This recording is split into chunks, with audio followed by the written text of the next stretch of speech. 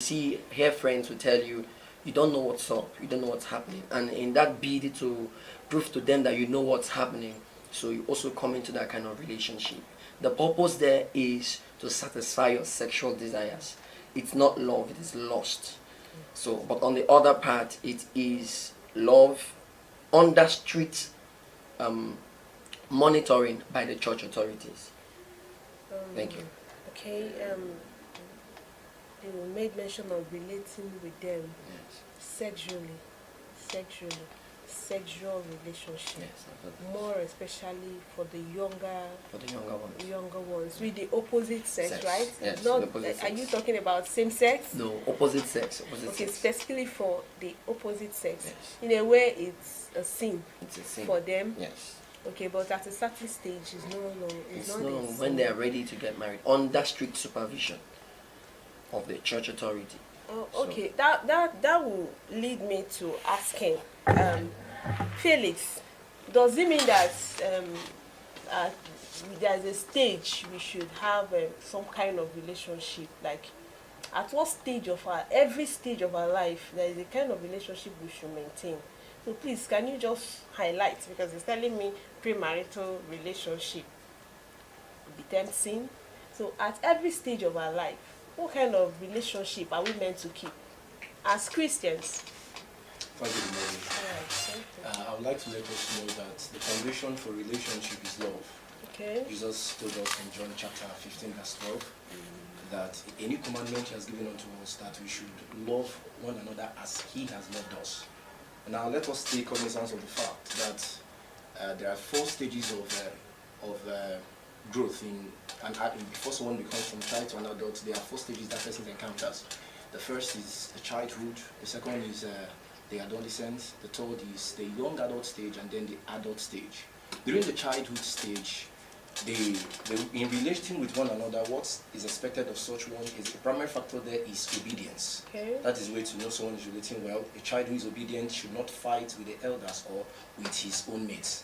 In the adolescent stage, that person is expected to take respect as a core value, because at that stage people become heady and most of the times become almost ungrateful. They think they've known a lot of things. But at that stage, in relating with people, the child of God should take respect as a core value. Respect your people of the same gender with you and opposite gender.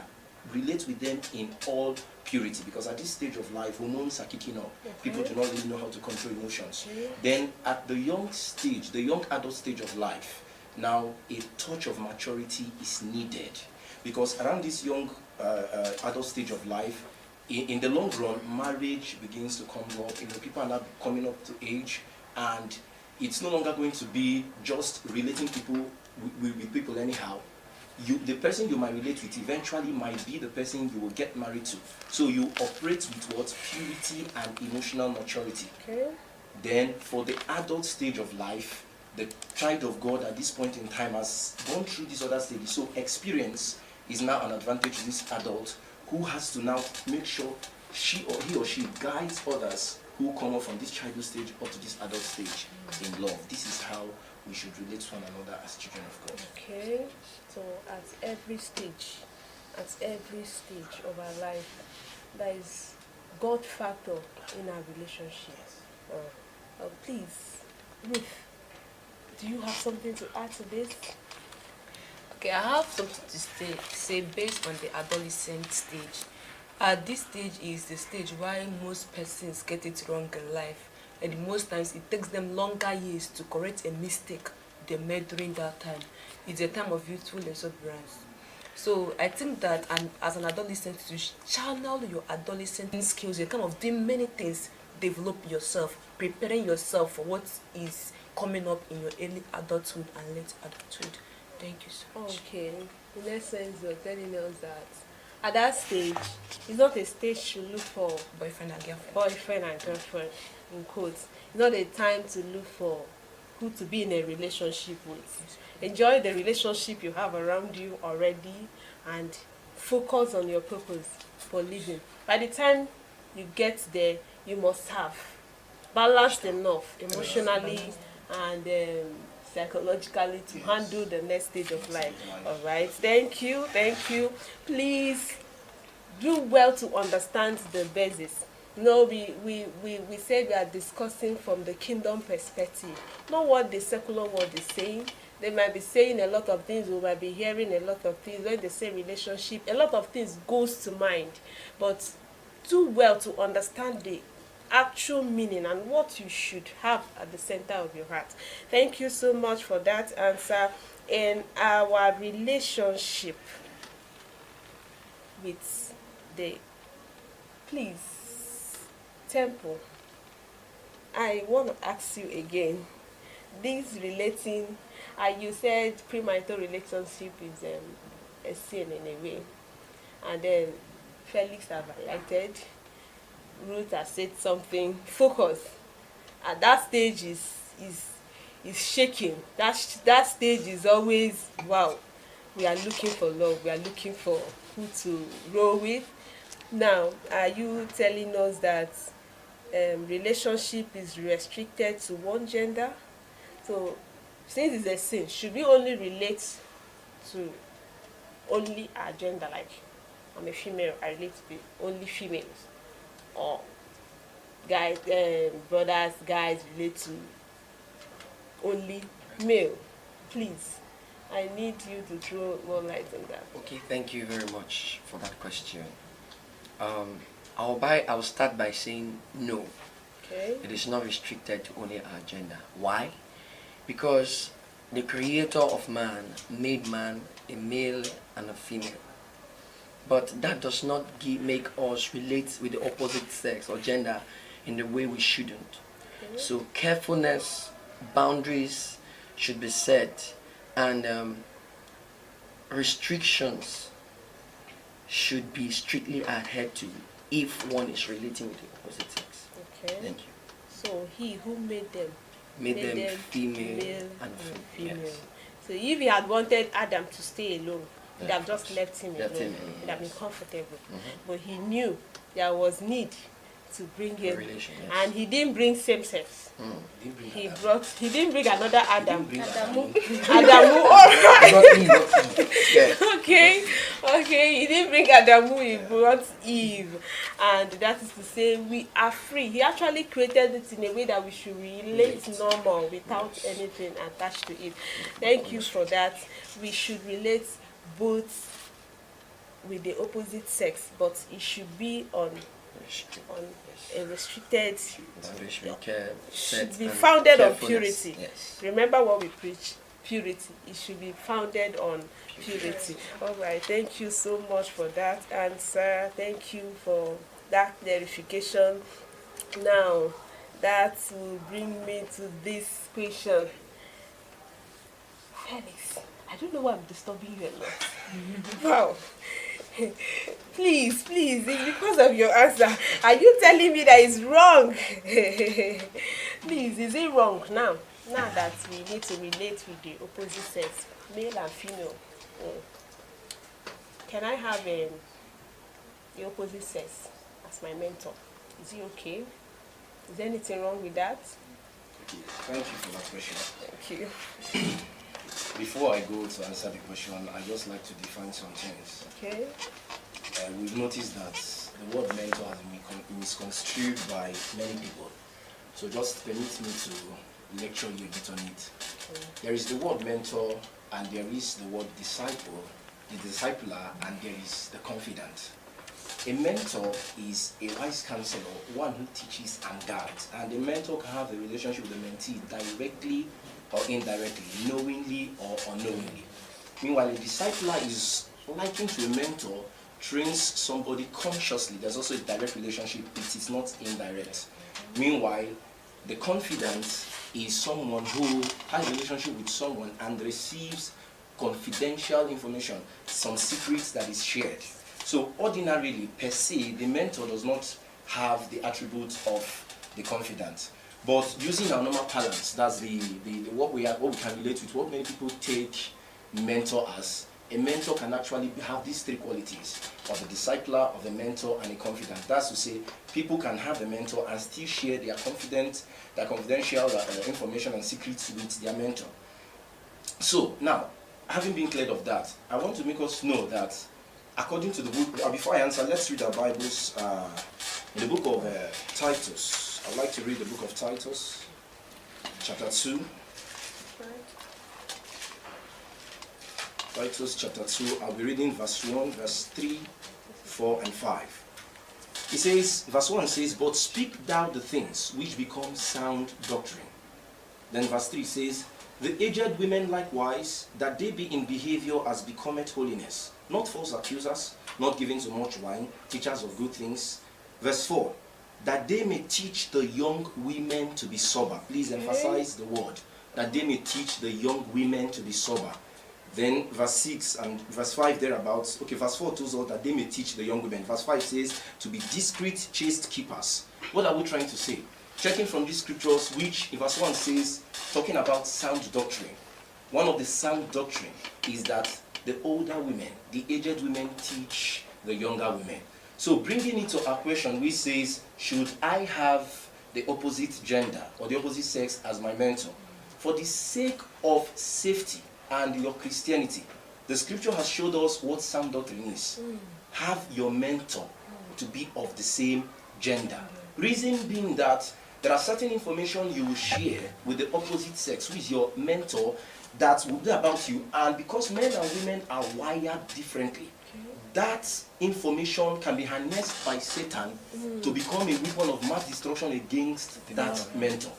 So, because God has commanded us to love one another, even as he has loved us, to be our brother's keeper, to avoid stories that touch the heart. Please, let your mentor. There's nothing you will not learn. The Bible has told us, let the older women teach the young women. So you have older women in church who have the advantage of experience. You have older men in church who have the advantage of experience.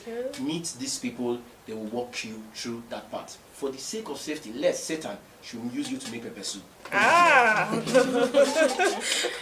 That's wonderful. That's wonderful.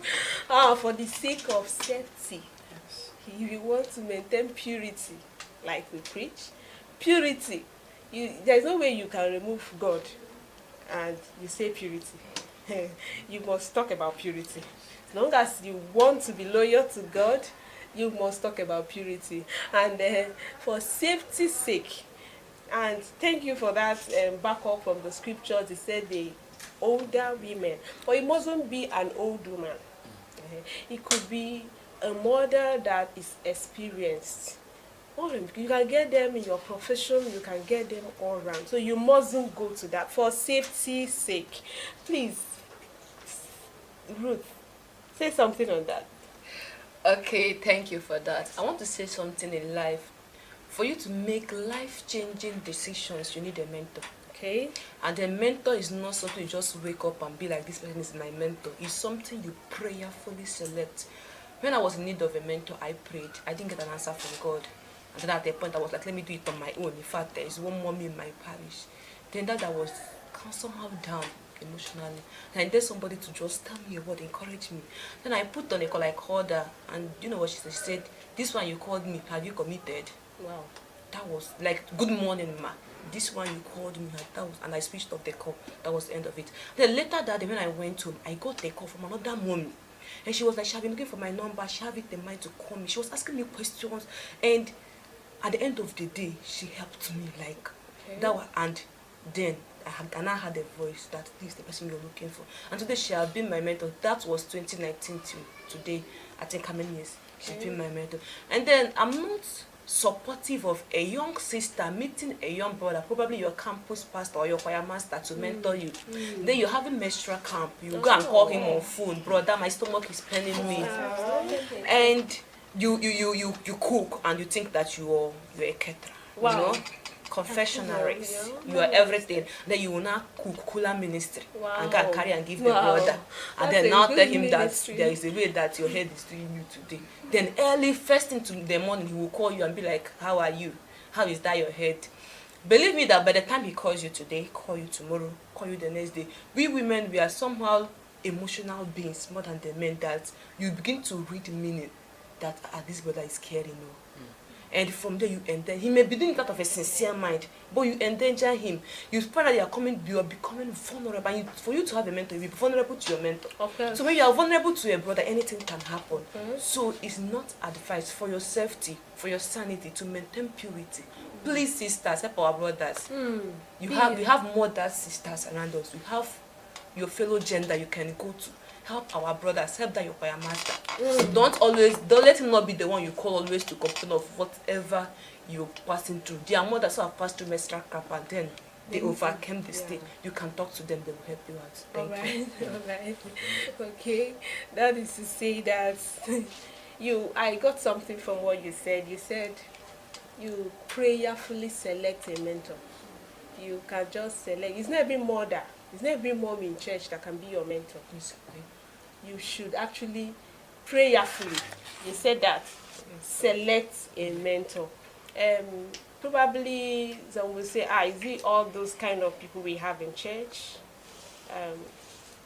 You just confine, like he said you have a confidant, you have a discipler, and then a mentor. And the general thing is that when we say this person is a mentor, most times we are looking for these three qualities in one person. Yes. We want to give him whatever that is disturbing us. Like my mentor, there is nothing about it that she doesn't know about. Okay. She have access to my phone, my chats, everything. She have access to everything I do. So She I is a confide in her. confidant, Yes, she's a right? confidant. And she is a discipler, and she's also a mentor. And we are looking for all of this in one person. So it's not safe to have the opposite sex or choose a wrong person. But you might just share that secret, that thing. At some point in her life, she needed a mentor. You can also need a mentor any stage of your life. Like you said, you must relate with everybody, not just the opposite sex. Relate with everybody. We need everybody to survive. You used to say, we are one family. I need you. You need me to survive, right? So I need you to survive. So I can actually get a mentor, but you don't just choose. That is where God's factor comes in. You prayerfully choose one. And that person you might be looking for might be just around you. And you're looking for one hyped person somewhere. So when you consciously choose a mentor prayerfully, God will give you one. And you'll be better for it. I believe we are getting something. Yes. Thank you so much. Thank you for that. So it is not encouraged to have the opposite sex. They said, as your mentor, they said, please. She said something, please. And sisters, be your brother's keeper. Please, brothers, be your sister's keeper. So that you will answer that question, Kel, where is Abel, your brother? Thank you so much for that answer. I'm sorry. I skipped a very important question. And that is to Cynthia. Please, all these are relationships. We've been talking about relationship, relating with this, opposite sex and all of that. What are actually the qualities of a healthy relationship? One of the qualities of a healthy relationship is love. I mean, you cannot talk about a healthy relationship without mentioning love. And then you know that when you mention love, you're mentioning God, because God is love. So that means, first and foremost, a healthy relationship must have God sitting right at the center of activities. Another thing that qualifies a healthy relationship is communication. I should be able to understand you, and I cannot understand you if you don't communicate with me. I am not an angel to know when things are going wrong with you. I am not an angel to kind of decipher things. No, you should be able to communicate with me. I should be able to communicate with you. We should be able to communicate our values, our beliefs. I should be able to know the things that you like. I should be able to know the things that I like, the things I don't hate, the things that I hate, so that I don't overstep my boundary. I don't do things that hurt you. So these are the key things. Communication is very, very vital in every relationship. I mean, every relationship needs communication. As Christians, communication is very paramount. You should understand what this your sister likes, because whether we like it or not, as Christians, our characters and our backgrounds differ. What you do me and I get offended might be different with what you're going to do to Felix and he will pick offense. Yeah. So we should come to this level of understanding ourselves. And when we understand ourselves, then we'll know how to relate with ourselves. And that understanding cannot be there if we don't communicate. Okay. Another attribute of a healthy relationship is mutualism, mutual benefit. There are people that are in relationship as brothers, as sisters, but they're not bringing anything to the table. They are more parasitic. Yes, thank you. They are more parasitic. They want what they will gain from you. I've seen sisters that, once they look at your wardrobe and they know that you have fine clothes in wardrobe, they want to be close to you so that they can be getting things from you. But there is nothing actually that they are bringing into the relationship. There are people that when they come to church, they assess this brother, they check out, like this brother get money. They'll start coming close to the brother because of the things that they will get from that brother. But there is no value that they are bringing to that individual's life. So there should be mutual benefit. I am bringing something. What are you bringing? What value are you bringing? Because whether you like it or not, it cannot be one-sided. Love needs to be reciprocated, like someone said. It cannot be one-sided. So mutual benefit is another quality of a healthy relationship. Another thing we can pinpoint that makes a healthy relationship is respect. Okay. The fact that we are Christians, we could be peer group, friends, age mates, doesn't mean that we should disrespect ourselves. There should be mutual respect. You should have respect for me and I should have respect for you, and it cuts across different spheres of life. Now, one thing again I would want to point out is boundary. It also has a link to respect. Boundary is another thing that would help a healthy relationship. You should know your boundaries in a healthy relationship. When you know your boundary, when you know the things that you're not supposed to do, when you know the level that you're not supposed to cross, you stick at it. You stick at it, and then when you stick at it, there is no reason for disunity or misunderstanding, because on your own terrain you are ensuring that you don't cause issues. You are ensuring that I don't do this thing that will hurt this person, and this person is also ensuring that he or she does not do this thing that is actually going to hurt you. So when we respect our individual boundaries, I'm very, very sure that that relationship would always sail in a healthy way. All right. Okay, you said I have an issue there. You said a healthy relationship needs boundaries. Is it when it comes to the same gender, or when it comes to the opposite sex? Or is it every relationship that needs a boundary? Okay, every relationship actually Needs boundary. needs boundary, and I am Okay, going to to be explain. healthy. Yes, Alright.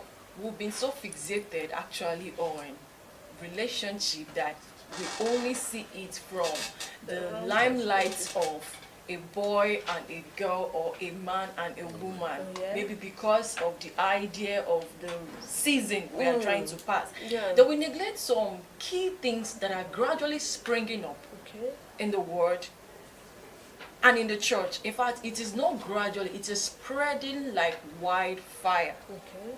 That relationship is gradually transiting from what it is supposed to be to some things that the devil is bringing. You can see a sister and a sister, and you're like, wow, these two people, they actually have a wonderful relationship.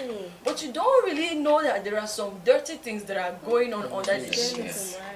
So I've heard of people that complain, we were close, and then they didn't know that this person was a lesbian. Yeah. And before you know it, they got entangled. Okay. Because initially they felt they were safe because it was their fellow lady or their fellow men. They felt they were safe.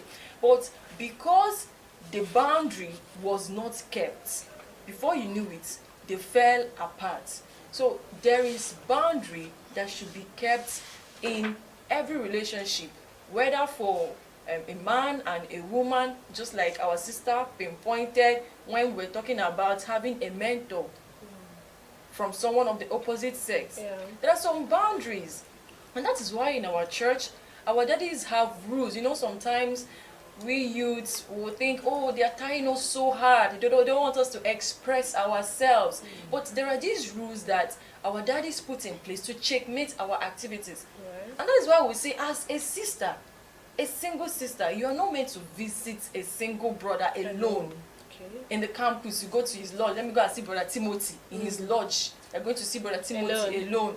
Or Brother Zachariah that is Holy Ghosted. You want to go and do follow-up to Sister Miriamaka that did not come to church. Or you want to go to a room and hold hands and pray with her. And when you now go, Sister Miriamaka is tying towel and you are holding hands to pray. You know, there should be boundaries. These things should be checkmated. Or as a brother, you come to church, you say, greet one another with a holy handshake. Yeah, hugging Sister Amanda. What do you want? You know, there should be boundaries. There should be boundaries in every relationship. We should know our limits. There's this saying that we should know when a handshake is gradually extending and crossing even your elbow. So there should be boundaries in every relationship for it to be healthy. For it to be healthy. Nobody is saying you shouldn't care about your brother as a sister. Nobody is saying you shouldn't care about them, but there should be boundaries. You should know when things are gradually change. You should know when how are you. The tune they are using to tell you how are you is gradually changing. There's one they are calling bedroom voice. There's one they are calling bedroom voice. You should know when bedroom voice is gradually coming into your discussion with a brother or a sister. These are the boundaries. You have to know what to do. Yes, once the voice starts changing. Exactly. Whether yours or his is changing to bedroom voice. From the normal voice to the bedroom voice. We need to know these things. I love that. Be careful about them. I love that. I love that. Goodness, do you have anything to say? How can I set these boundaries? I see my brother and my sister and I'm setting boundaries. How? It is good to set boundaries. One, you have to define every relationship you are keeping with somebody. You don't just assume. He's a brother in the church. He knows now. He knows all these things. I'm not supposed to be telling him. Don't assume because you are not in his mind. What you are thinking may not be what he's thinking. What she's thinking may not be what you are thinking. So define, spell it out. Okay. Define that relationship. This is a relationship. You are my classmate and the thing that is connecting us is this academics. It doesn't go beyond that. When you start going beyond what is connecting you with somebody, you are now making it personal. Okay. From meeting the brother, your classmate in school, to since we have been in this school, I've not known your lodge. Can I follow you home today? I want to know where you're coming from. Or you've been seeing that brother in the church. You've been greeting him, bro. Hi. One of these days you'll be looking at him, brother. Have you eaten since last 2 weeks? I've noticed that your face is looking. Are you sure you're okay? If you're looking at brother's face, very soon brother will be looking at your own face. Because body not before your yes. You are now going beyond the reason of that connection. Right. So when you start making it personal, you are crossing The boundary. Thank you. Okay, so always define every relationship. Don't just go into relationship, start talking, start calling, start communicating, because every relationship needs communication, it needs talking of any form, it needs other things inside. Don't just go in because there may be gifting, there may be all of that, especially now that, in quotes, it's a month of love. You can just show love to the person you are relating with. Before you go into that, define that relationship. When you define it, it will help you to know when it's exceeding. That's exactly what they are saying. And I'm telling you that we are out of time and we'll continue. But just before we say hi, before we just sign out, please, one word from my panelists, one word for the audience. We are actually behind time. Please, tempo. One word from you for the audience. Okay, hi viewers. One word from me is, while you're relating, always make sure that the relationship is the relationship of Christ. That is the base of everything. Thank you. All right, thank you. Okay, I want to say that you've done well staying tuned to this time. If you should have a mentor, is important. And if you must select a mentor, prayerfully select a mentor of the same gender. And please, sisters, enough of Kula ministry. Wow. Kula ministry. Thank you so much. Goodness, a word for the audience. Okay, thank you for viewing. I want us to know that for us to maintain a pure relationship with our fellow human beings, we ought to first of all maintain an intimate relationship with God. Wow. Thank you. Foundational relationship with God. That will help us a whole lot. Cynthia, what do you have? Thank you so much, viewers, for being with us till this moment. Remember the message that our daddy gave to us. He said, Ken, where is your brother? Sisters, please stop visiting brothers alone. Brother Spirit Coco, please stop visiting sisters alone, and the Lord will help us. Oh, thank you, Felix. Thank you for your time, audience. I'd like to let you know that please do not ever underestimate your enemy. The devil is older than you, and experience has granted him leverage against you. Oh, yes. So adhere to these points that we've given and follow it in total. And I tell you that heaven will be your destination. Thank you very much. Thank you so much. Please, thank you, my panelists. Thank you for all this. Thank you for the information. Thank you for the words of knowledge. And this is I telling you, in every relationship, check the God factor, check the communication, so that you will know where it's heading to and be focused. Thank you so much for listening. Do well to ask your questions. Do well to comment. Do well to share. We will be right back to answer your questions. Thank you so much for listening. Bye.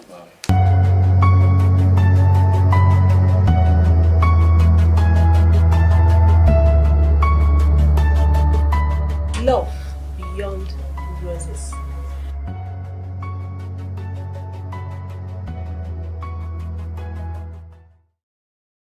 Love in the air, love in the air. The Sexy Pretty team, in collaboration with the Watchman Catholic Charismatic Campus Fellowship, present an online talk show with a topic, Love Beyond Roses, on 9th February 2024, streaming live on Watchman Catholic Charismatic Campus Fellowship Facebook page, Watchman Campus YouTube page, and other Watchman platforms. Find out the exit proof of love. Find out how to become emotionally mature to relate with the opposite sex. Find out if premarital relationship is a kind of love. See you there. Love in the air. Love in the air. The Sexy Pretty team, in collaboration with the